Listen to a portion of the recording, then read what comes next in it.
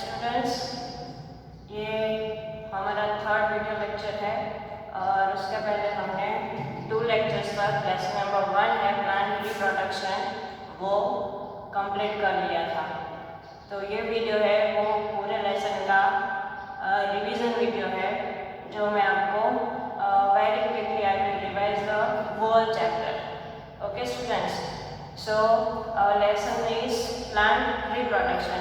We have to learn that how plants can be reproduced. As we know, plants are living things, so they produce their young ones, means they can produce same plant like the seed. तो सबसे पहले हमने learn किया था flowering plants की definition, that plants have flowers are called flowering plants. उसके हमने example देखे थे bitternut plant, orange plant, that from the flower of orange the orange plant can be reproduced.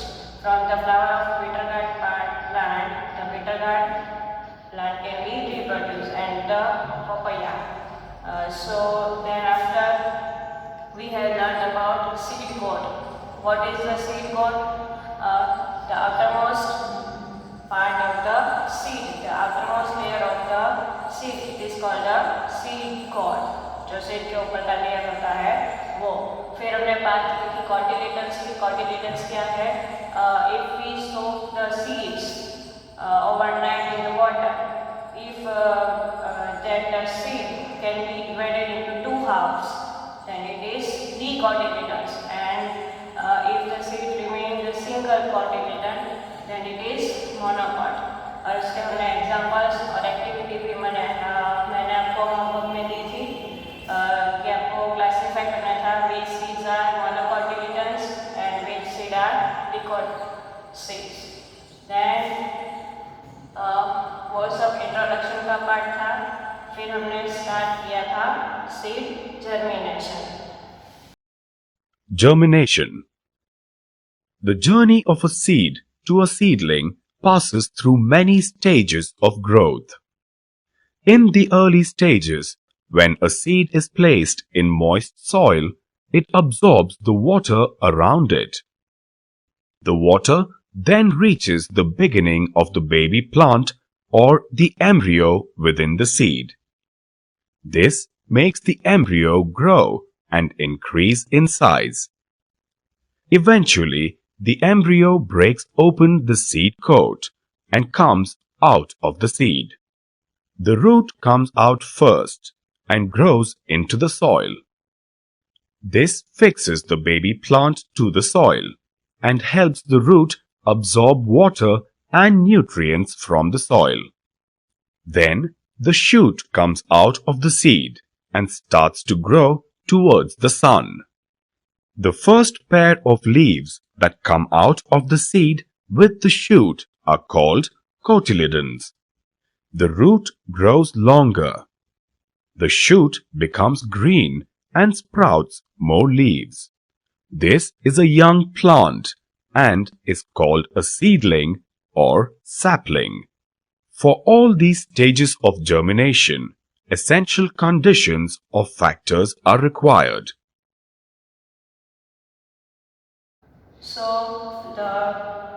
what do seeds need to germinate? The seed need to germinate is air, water and warmth. Warmth means sunlight.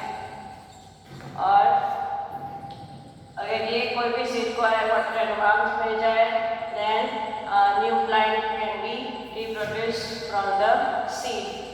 Then we have that questions that do all plants germinate? सारे seeds है वो germinate करते हैं? कैसे germinate करते हैं? नहीं। तो फिर हमने आंसर किया था no, all seeds cannot germinate. तो कौन कौन से seed है वो germinate नहीं हो पाते?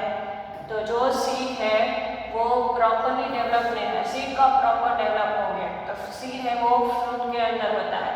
जब फ्रूट ही पूरी तरीके से डेवलप नहीं हुआ है, पूरी तरीके से राइप नहीं हुआ है, तो उसका जो सीड है वो भी रो सीड होगा, कच्चा सीड होगा, तो वो सीड है उसमें से न्यू प्लांट है वो नहीं हो सकता। और फिर हमने बात की थी जैसे कि सीड्स है जो एनिमल्स ने खाया है, बर्ड्स ने खाया है और वो बीच में से ज़मीन पे गिर गया है, रॉक पे गिर गया है, तो उस सीड में से भी न्यू प्लांट है वो रिप्रोड्यूस नहीं हो सकते। फिर हमारा नेक्स्ट टॉपिक था सीड डिस्पर्जन, और इसके पहले हमने वो जो सीड के जो 3 स्टेजेस थे किस तरह कैसे सीड में से प्लांट ग्रो करते हैं वो हमने देखा।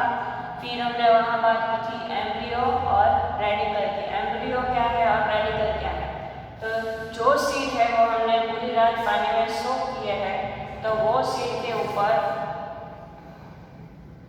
सपोज कि ये सीड है तो उसके ऊपर एक ऐसा छोटा tiny structure attach to the seed after soaking it overnight in water. ये जो पार्ट है that is embryo and radicle क्या है कि जो बिगिनर रूट है सीड में से सबसे पहले रूट ग्रो करता है, तो जो भी छोटा रूट सबसे पहले उसमें सीड में से निकला है दैट इज द रेडिकल, और उसमें से पूरे रूट्स है वो डेवलप होंगे और फिर उसके ऊपर से शूट है वो ग्रो करेंगे और फिर शूट के ऊपर लीव्स आएंगे। फिर हमने बात की थी सीड डिस्पर्सल की। There are 4 ways of seed dispersal. Seed dispersal is spreading away the seed.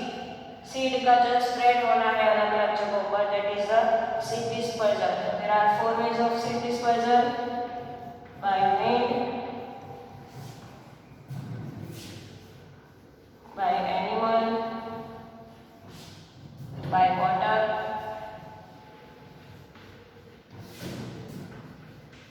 and by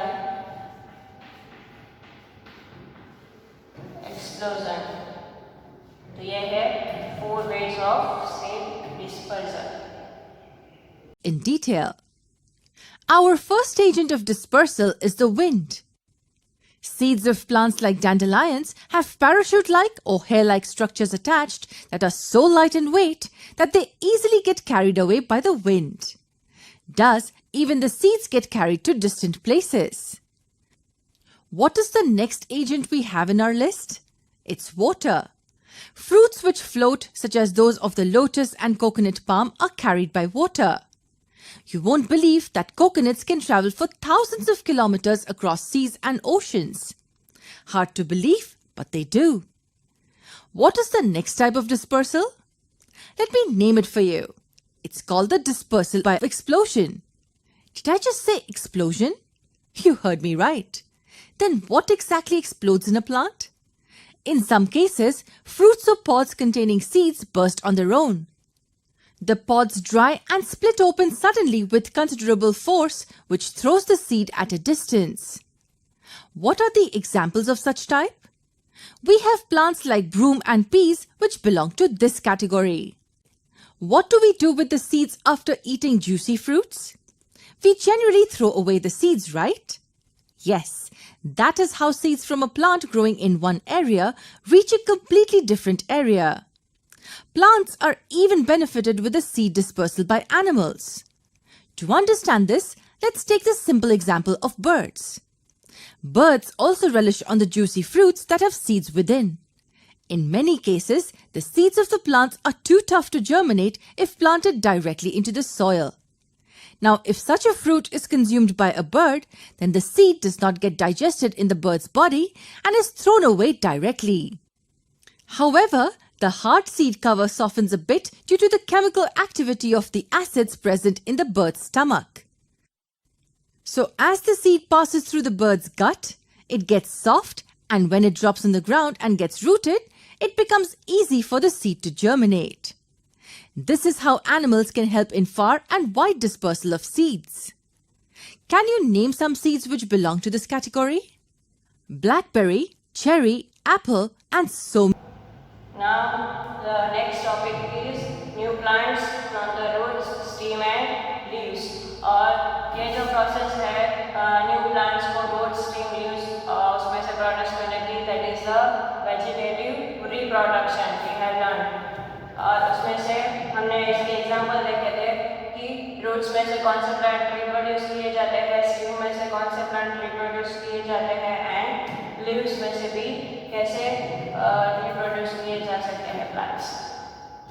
Then next topic is how do non-flowering plants reproduce. जिसके फ्लावर्स नहीं होते तो उसके फ्रूट्स भी नहीं होंगे, तो फिर वो प्लांट्स हैं वो कैसे रिप्रोड्यूस होंगे। तो उसमें हमने दो एग्जांपल्स देखे थे, pine tree and fern trees. जो पाइन्स है, ट्रीज लाइक सेडर्स, पाइन्स, वो लोग कॉर्न लाइक जैसे पाइन में जो है वो कॉर्न्स जैसे स्ट्रक्चर होते हैं और उसमें से सीड्स है वो ग्रो करते हैं और वो सीड में से नए प्लांट्स हैं वो रिप्रोड्यूस किए जा सकते हैं। फर्न की बात की थी, FERN फर्न, तो वो एक ऐसा प्लांट है उसमें सिर्फ लीव्स ही होते हैं, तो उसमें सीड्स तो होते ही नहीं है। तो लीव्स की जो लोअर सरफेस है उस पर स्पोर्स होते हैं छोटे छोटे, वो मैंने आपको पिक्चर्स के साथ दिखाया था अगले लेक्चर में। तो वो स्पोर्स है जो वो लैंड पर गिरेंगे तो उसमें से न्यू प्लांट्स है वो रिप्रोड्यूस किए जा सकते हैं। तो ये थी नॉन फ्लावरिंग प्लांट्स की बात। और फिर हमने बात की थी क्रॉप्स की, कि फार्मर है वो पूरी सीजन तक, पूरे ईयर तक अलग अलग टाइप के क्रॉप्स लेता है। तो there are two types of crops, rabi crop and kharif crop. और जो भी क्रॉप फार्मर को लेना है वो किसके ऊपर डिपेंड करता है वो जो भी क्रॉप फार्मर को लेना है वो the type of the land, the atmosphere of the region, उसके ऊपर डिपेंड करता है। जैसे कि एप्पल्स है, एप्पल्स एंड व्हीट, वो जो कोल्ड रीजन है वहाँ पे हो सकते हैं। और फिर जहाँ पे वार्म एटमॉस्फेयर रहता है तो वहाँ पर कॉटन है उसकी फार्मिंग की जाती है। जहाँ पानी ज़्यादा अवेलेबल होता है वहाँ राइस है उसकी फार्मिंग की जाती है, तो वो उसके ऊपर डिपेंड करता है। फिर हमने रबी क्रॉप और खरीफ क्रॉप की बात की थी। रबी क्रॉप है वो विंटर सीजन में लिए जाते हैं फ्रॉम अक्टूबर टू फेब्रुआरी, और फिर नवंबर टू फेब्रुआरी। और फिर जो खरीफ क्रॉप है वो मानसून सीजन में लिए जाते हैं फ्रॉम जून टू अक्टूबर तक। तो वो रबी क्रॉप और खरीफ क्रॉप की बात थी। फिर वो हमने एग्रीकल्चर के स्टेप्स देखे थे। There are 7 steps are there for farming. सबसे पहले till the soil and add the manure. Soil को है वो टिल करना है ताकि वो जो सॉइल है वो सॉफ्ट हो जाए और इसमें मैन्योर भी ऐड करना है। फिर सो द सीड्स है वो हमने ज़मीन में डालने हैं।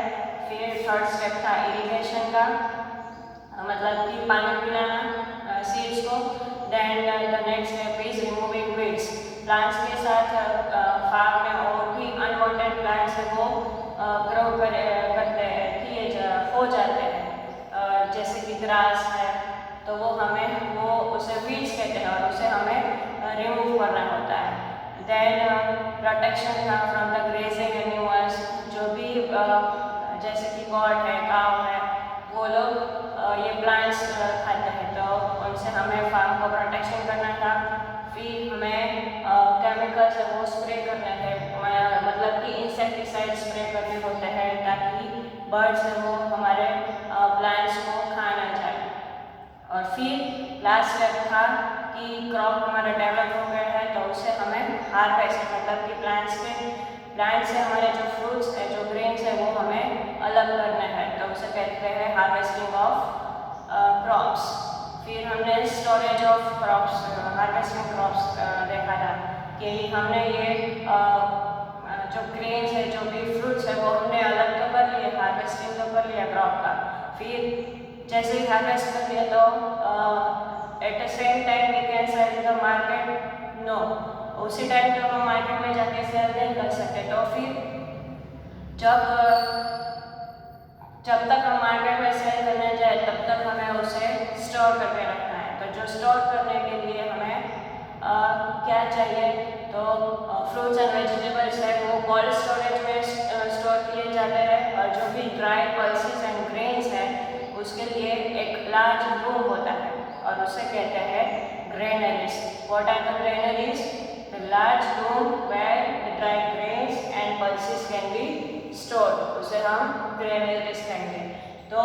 इस लेसन में इतना हमने लर्न किया था और उसके साथ ये चैप्टर की जो एक्सरसाइजेज है वो भी मैंने आपको दी है, तो उसके हिसाब से आप ये लर्न कर लें और जो भी डाउट है वो आप पूछ सकते हैं।